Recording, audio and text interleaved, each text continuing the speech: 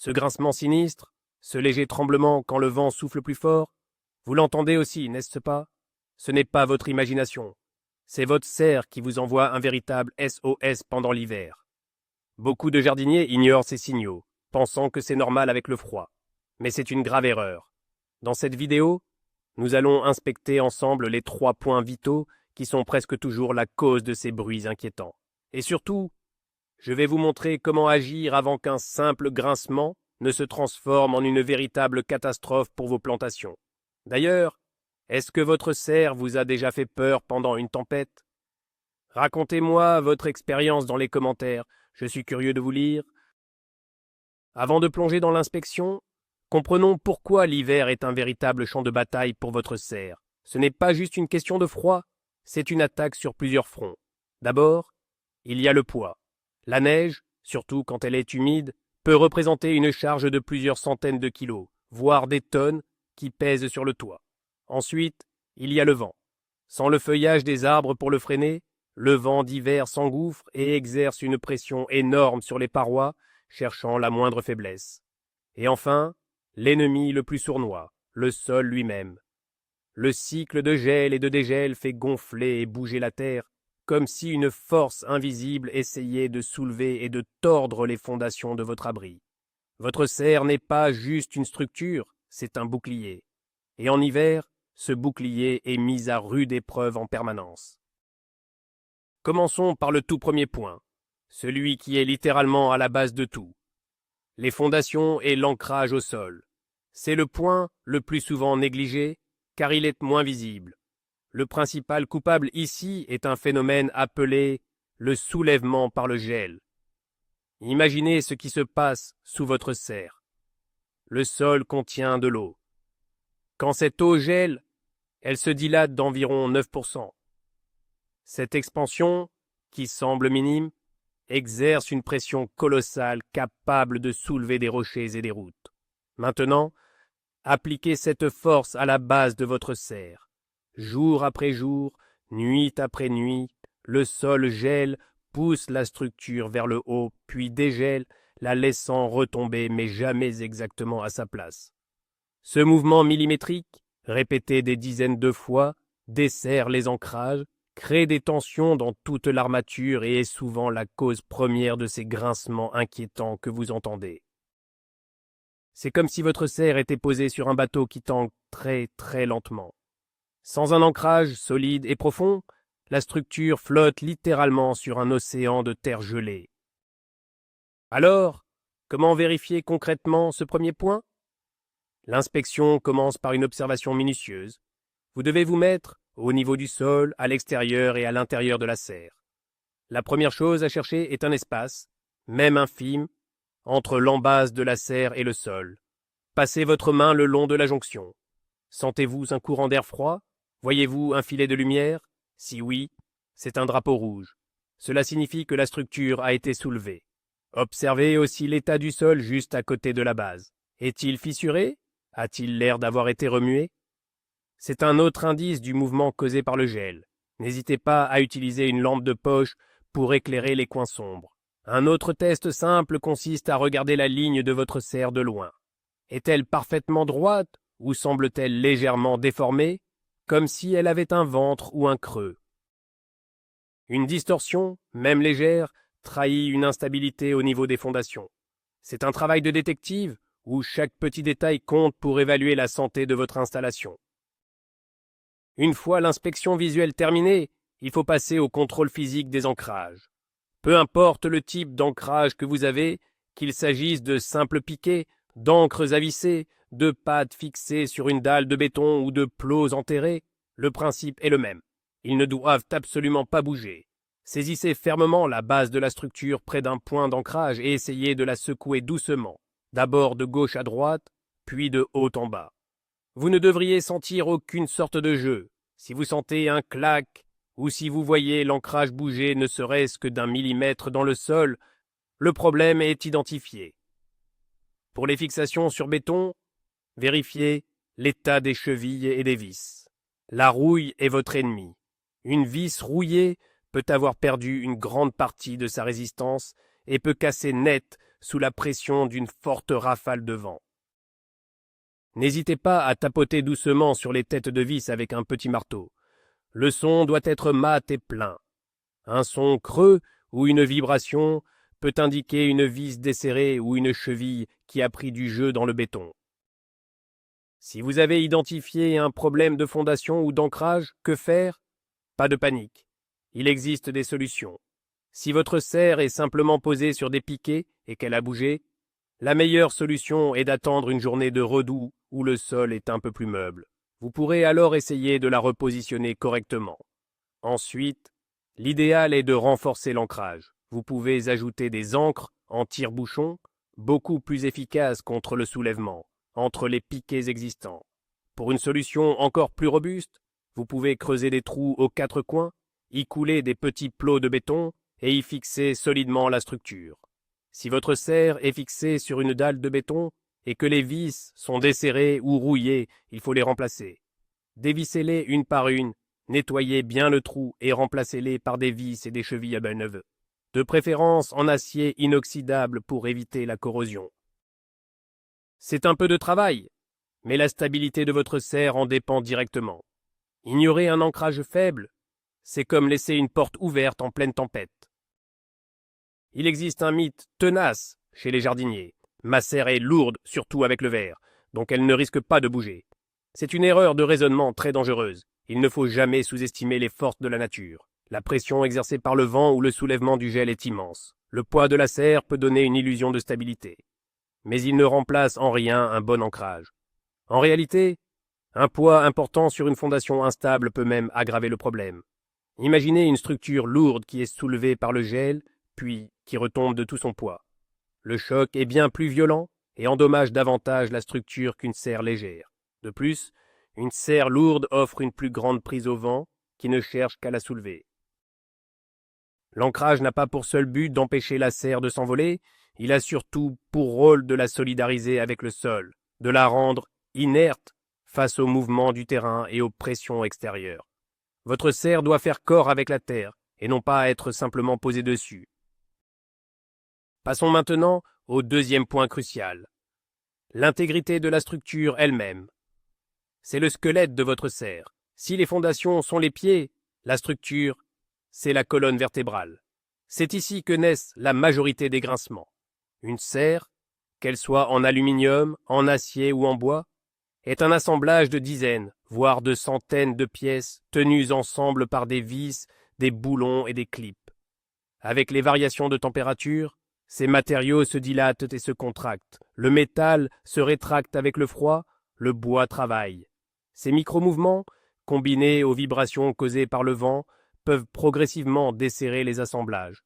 Un boulon qui perd ne serait-ce qu'un quart de tour de serrage introduit un jeu minime.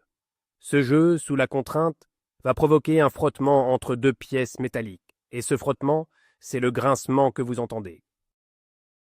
Ce n'est pas juste un son agaçant, c'est le symptôme d'une faiblesse qui s'installe dans le squelette de votre abri. L'inspection de la structure doit être méthodique. Prévoyez un escabeau stable et de bons gants. Votre mission est de vérifier chaque connexion, chaque jonction, chaque intersection de profilés. Commencez par un coin et progressez de manière logique pour ne rien oublier. Votre meilleur outil sera votre main. Saisissez chaque barre, chaque arceau et essayez de le bouger. Vous recherchez le moindre jeu, la moindre vibration anormale. Portez une attention particulière aux jonctions les plus importantes, les angles, la fixation du faîtage, le sommet du toit et les points où les renforts de contreventement sont attachés. Ces renforts sont les barres en diagonale qui assurent la rigidité de l'ensemble. Si l'un d'eux a du jeu, c'est toute la structure qui devient bancale. Observez aussi attentivement l'alignement des profilés. Forment-ils des lignes bien droites ou voyez-vous des déformations, des barres qui semblent légèrement tordues ou fléchies? Cela peut indiquer une contrainte anormale, peut-être due au poids de la neige ou à un problème de fondation. Maintenant, armez-vous des outils adéquats. Une clé, un tournevis ou une clé Allen, selon le type de visserie de votre serre. Votre objectif est de vérifier le serrage de chaque vis et de chaque boulon. Encore une fois, procédez méthodiquement.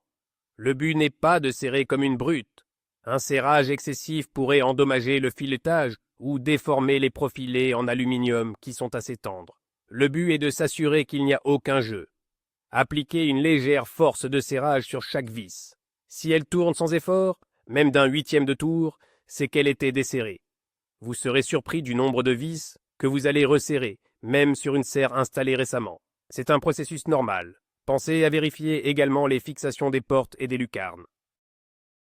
Ce sont des éléments mobiles qui vibrent beaucoup et leurs charnières ont tendance à se desserrer rapidement, créant des grincements très audibles et des problèmes de fermeture qui laissent passer l'air froid. Pendant que vous vérifiez la visserie, profitez-en pour inspecter l'état même des matériaux de la structure. Pour une serre en acier galvanisé, cherchez des points de rouille.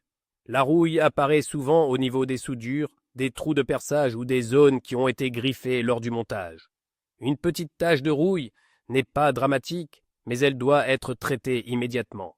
Poncez légèrement la zone pour enlever la rouille de surface, puis appliquez une peinture anti-rouille ou un spray de galvanisation à froid pour protéger le métal. Pour une serre en aluminium, la rouille n'est pas un problème, mais vous devez chercher des signes de corrosion blanche, une sorte de poudre qui peut apparaître, et surtout des fissures ou des déformations. Pour une structure en bois, recherchez des zones où le bois a pu pourrir à cause de l'humidité, notamment au contact avec le sol. Sondez le bois avec la pointe d'un tournevis. S'il s'enfonce facilement, le bois est abîmé et la pièce devra être renforcée ou remplacée. Une technique de professionnel pour resserrer la structure consiste à ne pas le faire de manière aléatoire. Si vous trouvez une zone avec plusieurs vis, comme une plaque de jonction, ne serrez pas la première vis à fond, puis la deuxième, et ainsi de suite. Il faut appliquer un serrage progressif et croisé, un peu comme on le fait pour changer une roue de voiture. Serrez légèrement une première vis, puis celle qui est à l'opposé en diagonale, puis une autre et son opposé. Ensuite, revenez sur la première et serrez un peu plus fort et refaites le tour. Cette méthode permet de répartir la pression de manière uniforme et d'éviter de créer des tensions ou de déformer la plaque de jonction. C'est particulièrement important pour les pièces qui assurent la connexion entre les murs et le toit. Un mauvais serrage à cet endroit peut fausser toute la géométrie de la serre, ce qui rendra ensuite la pose des panneaux très difficile et créera des points de faiblesse structurels. Si votre serre vous semble particulièrement souple, ou si elle se trouve dans une région très exposée au vent ou à la neige, resserrer les boulons peut ne pas suffire. Il faut peut-être envisager d'ajouter des renforts. La solution la plus simple et la plus efficace est d'ajouter des contreventements. Ce sont des câbles en acier ou des barres rigides que l'on fixe en diagonale dans les angles des murs et du toit. Ils créent des triangles, la forme géométrique la plus rigide qui soit, et empêchent la structure de se déformer en losange sous la pression du vent. Vous pouvez trouver des kits de renfort dans le commerce ou les fabriquer vous-même. Une autre solution, surtout pour les longues serres, est d'ajouter un ou plusieurs poteaux de soutien verticaux au milieu sous la poutre faîtière pour l'aider à supporter le poids de la neige. Cela soulagera énormément les arceaux et l'ensemble de la structure. C'est un petit investissement qui peut littéralement sauver votre serre d'un effondrement. Il est temps d'aborder le troisième et dernier point, qui est souvent le plus bruyant. La fixation des panneaux. Que votre serre soit en verre ou en polycarbonate, les panneaux ne sont pas juste une couverture. Ils participent à la rigidité de l'ensemble, mais seulement s'ils sont correctement fixés. Un panneau mal fixé ou dont les attaches sont usées va se comporter comme la voile d'un bateau. À chaque rafale de vent, il va vibrer, claquer et transmettre ses vibrations à toute la structure. C'est la source la plus fréquente de bruit de claquements et de tremblements. De plus, un panneau qui bouge laisse entrer l'air froid et l'humidité, ce qui annule une partie de l'intérêt d'avoir une serre. Et dans le pire des cas, sous l'effet d'un vent très fort, un panneau mal fixé peut être arraché, créant une ouverture béante qui peut provoquer un effet de surpression à l'intérieur et endommager toute la serre. L'inspection des panneaux est avant tout tactile. Choisissez une journée avec un peu de vent, c'est encore plus efficace. Placez-vous à l'intérieur de la serre. Posez délicatement la paume de votre main sur chaque panneau l'un après l'autre. Essayez de sentir les vibrations. Est-ce que le panneau vibre fortement? Si vous le poussez doucement avec vos doigts, a-t-il beaucoup de jeu? Un panneau bien fixé doit être presque immobile. Le son est aussi un excellent indicateur. Tapez doucement sur le panneau avec l'ongle. Un panneau bien en place produira un son mat et court. Un panneau desserré produira un son plus grave, une sorte de boing qui résonne. Portez une attention particulière aux grands panneaux du toit et à ceux qui sont sur le mur, faisant face au vent dominant. Ce sont eux qui subissent le plus de contraintes et qui ont le plus de chances de se desserrer. C'est un diagnostic simple qui peut vous en dire long sur l'état de la peau de votre serre. Après avoir identifié les panneaux qui bougent, il faut examiner de près leur système de fixation. Le plus souvent, il s'agit de clips en métal ou en plastique, ou de joints en caoutchouc qui maintiennent le panneau en place dans le profilé. Avec le temps, le soleil et les variations de température, ces éléments la vieillissent. Les clips en plastique peuvent devenir cassants et se fendre. Les clips en métal peuvent se déformer et perdre leur tension. Les joints en caoutchouc peuvent sécher, durcir et se rétracter, ne remplissant plus correctement leur rôle d'amortisseur et d'étanchéité. Regardez-les de très près. Sont-ils tous présents? Il suffit parfois d'un seul clip manquant pour qu'un grand panneau commence à vibrer. Sont-ils en bon état? Si vous voyez des fissures sur un clip en plastique, il est à remplacer immédiatement, car il ne tiendra pas l'hiver. Tirez doucement sur un joint en caoutchouc. Est-il encore souple ou est-il dur comme de la pierre? La solution pour des panneaux qui vibrent est heureusement souvent simple et peu coûteuse. Si des clips sont manquants ou cassés, il faut impérativement les remplacer. Il est toujours bon d'avoir une petite réserve de clips d'avance, spécifique au modèle de votre serre. Si les clips sont en bon état mais que le panneau a encore un peu de jeu, une excellente astuce consiste à appliquer un fin cordon de mastic silicone transparent pour extérieur. Appliquez-le à la jonction entre le panneau et le profilé en aluminium, de préférence à l'extérieur pour une meilleure étanchéité. Le silicone va à la fois coller le panneau à la structure et agir comme un amortisseur absorbant les vibrations. C'est une solution très efficace pour éliminer les bruits et pour améliorer l'isolation de votre serre. Assurez-vous simplement d'utiliser un silicone qui résiste aux UV et aux intempéries et d'appliquer sur une surface propre et sèche pour une adhérence parfaite. Apprenons à différencier les bruits pour mieux diagnostiquer. Un grincement aigu, métallique, qui se produit quand vous poussez la structure, vient presque toujours d'une connexion métal contre métal au niveau de la structure. C'est typiquement un boulon desserré. Un claquement sec et bref, surtout lors des rafales de vent, est caractéristique d'un panneau de polycarbonate qui bouge dans son logement et vient taper contre le cadre en aluminium. Un craquement, plus sourd, qui semble venir du sol est souvent lié aux fondations qui bougent avec le gel. Un tremblement général de toute la structure, où vous sentez le sol vibrer sous vos pieds, indique un problème plus global, souvent une combinaison de plusieurs points faibles. Savoir écouter sa serre et interpréter ses bruits, c'est la première étape pour comprendre où elle souffre et pour pouvoir agir de manière ciblée sans avoir à tout démonter. Un danger caché des panneaux mal fixés est l'infiltration d'eau. Quand un panneau a du jeu, il ne plaque plus parfaitement contre ses joints. L'eau de pluie ou la neige fondue peut alors s'infiltrer à l'intérieur. Si vous avez des panneaux en polycarbonate alvéolaire, cette eau peut s'introduire dans les alvéoles. En hiver, cette eau va geler, se dilater et peut faire éclater les parois internes du panneau, le rendant opaque et réduisant considérablement ses propriétés isolantes. De plus, l'eau qui s'infiltre le long de la structure peut s'accumuler dans les profilés ou au niveau des vis. En gelant, elle peut déformer les profilés en aluminium ou accélérer la rouille sur les vis en acier. C'est un cercle vicieux. Le panneau mal fixé laisse entrer l'eau gelée endommage la structure, ce qui fragilise encore plus la fixation du panneau. Assurer une étanchéité parfaite est donc aussi important pour le bruit que pour la longévité de toute votre installation. Une vérification préventive à faire chaque automne avant les premières grosses tempêtes est de nettoyer les gouttières, si votre serre en est équipée.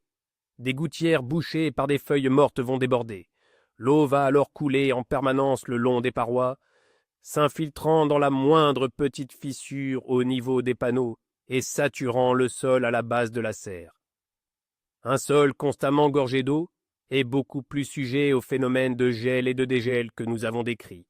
Maintenir les gouttières propres permet de canaliser l'eau loin des fondations, et donc de limiter les mouvements du sol. C'est un geste simple qui contribue à la stabilité globale de la structure. De même, assurez-vous que les descentes de gouttières éloignent bien l'eau de la base de la serre et qu'elle ne stagne pas juste à côté.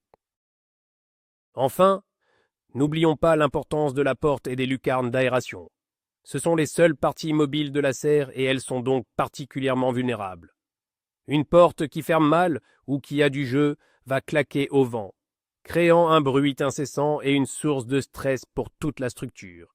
Vérifiez le bon fonctionnement des charnières et du loquet. Resserrez toutes les vis. Parfois, un léger rajustement des gonds peut suffire à la rendre de nouveau parfaitement jointive. Pour les lucarnes, assurez-vous qu'elles se ferment complètement et que les systèmes d'ouverture, qu'ils soient manuels ou automatiques, sont bien fixés et ne flottent pas. Une lucarne qui bat au vent peut non seulement s'endommager, mais aussi être arrachée, créant une prise au vent catastrophique pour le reste du toit. La bonne santé de ces ouvertures est un détail qui a une grande importance pour la quiétude de votre serre. Pour résumer cette inspection complète, nous avons vu que la stabilité de votre serre repose sur un trépied. Un trépied solide. Le premier pied, ce sont les fondations, bien ancrées dans un sol stable. Le deuxième pied, c'est la structure, un squelette rigide où chaque articulation est parfaitement serrée. Et le troisième pied, c'est l'enveloppe, des panneaux solidement fixés qui ne laissent aucune prise au vent. Si l'un de ces trois pieds est faible, tout l'édifice devient bancal et commence à vous le faire savoir par des grincements et des tremblements. L'inspection que nous avons détaillée peut sembler longue, mais en réalité, une fois que vous savez quoi regarder, elle peut être faite en moins d'une heure. Et cette heure passée à vérifier ces 3 points peut vous éviter des heures de réparation coûteuses et surtout la perte de votre serre et des cultures que vous protégez avec tant de soin. C'est un investissement en temps qui est incroyablement rentable. Alors, récapitulons les points essentiels. 1. Le sol qui bouge sous les fondations à cause du gel. 2. Les vis et les boulons de la structure qui se desserrent avec les vibrations et les changements de température. Et 3. Les panneaux qui se transforment en voiles bruyantes au moindre coup de vent. Ces 3 points sont les coupables que vous devez traquer. Ce qu'il faut retenir, c'est que votre serre vous parle. Chaque grincement est un mot, chaque vibration est une phrase. Elle vous dit où elle a mal avant que la situation ne devienne critique. L'ignorer, c'est prendre le risque de la retrouver un matin, après une tempête, effondrée sur vos légumes d'hiver. Une vérification d'une petite heure peut réellement faire la différence entre une serre qui passe l'hiver sans encombre et une serre qui n'y survit pas. Merci infiniment d'avoir regardé cette vidéo jusqu'au bout. Si elle vous a été utile, n'oubliez pas de laisser un pouce bleu, c'est la meilleure façon de soutenir la chaîne. Et bien sûr, abonnez-vous pour ne pas manquer nos prochaines astuces pour un jardinage réussi. Et maintenant, la question était pour vous. Quel est le tout premier point que vous allez vérifier sur votre serre après avoir vu cette vidéo? Dites-le nous dans les commentaires.